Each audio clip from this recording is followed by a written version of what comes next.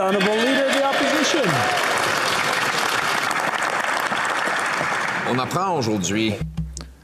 Today we learned that Beijing worked to punish a family member of a parliamentarian here in this House for a vote. And the intelligence organization of the government was aware of this for 2 years, but the Prime Minister didn't tell the member in question. It was a diplomat who is still on the website of the Chinese consulate in Toronto. Why? The Right Honourable Prime Minister. Mr. Speaker, it is absolutely unacceptable to see anyone being intimidated, especially a member of Parliament in this House. And we are following up on this matter on the report published today. I asked different security experts to monitor the situation. This is something, obviously, that we need to take seriously, and that's what we're doing. Thank you. The Honourable Leader of the Opposition.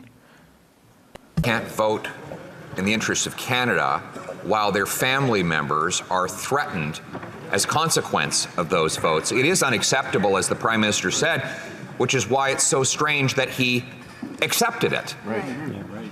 His government produced a briefing note which exposed these threats to the MP's family 2 years ago. And yet the diplomat that worked to punish a Canadian MP's family is still in Canada when the Prime Minister could have expelled him. Why didn't he expel this diplomat? Yeah. Right Honourable Prime Minister.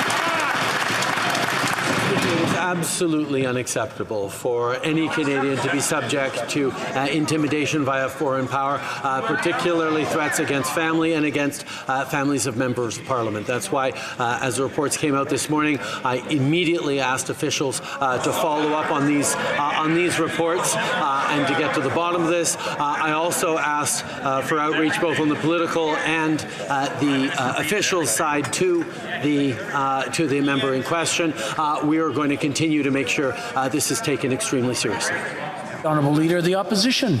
Well, that's just false. He didn't immediately take action. He took action after the media found out about it. That's right. His government has known that a Canadian MP had his family threatened because that MP voted for human rights in the House of Commons.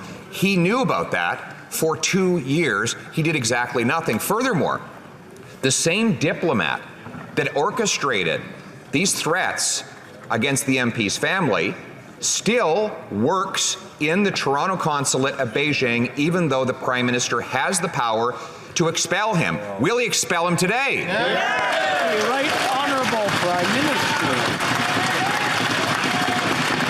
As the reports were made public this morning, we followed up immediately with top officials to get all the information on this file, on what happened, on who was informed and who was not informed, to make sure that we are following up in an appropriate way. This is absolutely unacceptable, and it shouldn't have happened. Honourable Leader of the Opposition. And yet he did accept it for 2 years. The same briefing note indicated 2 years ago that Beijing saw Canada as uniquely vulnerable to its interference because we have no foreign interference laws to stop them. The same laws that exist in the United States and Australia to force those paid by foreign dictatorships to register are not in existence here in Canada. Now, the CSIS warned him about this in the summer of 2021. On what date will we get a foreign influence registry to protect Canadians against these abuses? Yeah. The Right Honourable Prime Minister.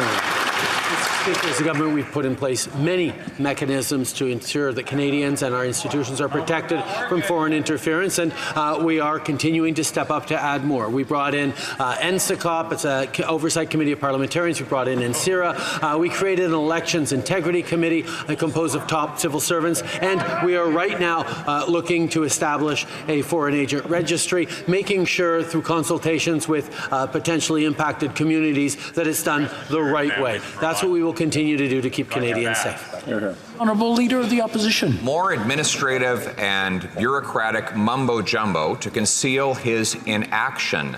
It is now required that you register if you lobby for the food bank, but it is not required to register if you do paid work on behalf of a foreign dictatorship to influence Canadian politics.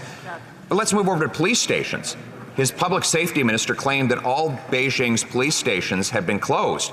Today, 2 of those police stations reportedly said, no, they're open, they're operating right here in Canada. Why is the Prime Minister allowing a foreign dictatorship to run police stations on our soil? The Right Honourable Prime Minister. You know, the RCMP is taking action against these foreign police stations. This is something we need to see, and I've tasked the minister to make sure that it gets done.